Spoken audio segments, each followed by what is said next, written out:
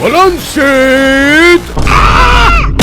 من کجا؟ ایگه بیدار شید، وقت ورزش صبحگاهیه. الان؟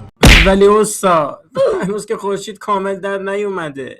حرف نباشه، راه بیافتید. چند دقیقه بعد 1 2 3 4 1 2 3 4 آی ننه جان دیگه نان ندارم بدوم.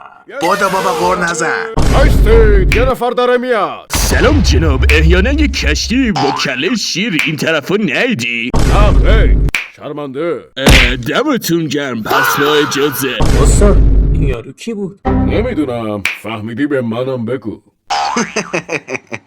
خب، استراحت کافیه، ادامه میدیم. آبجی صفر بشین که میخوام سبقت بگیرم.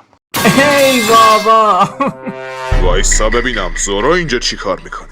باز یه سر و گوشی آب بدم.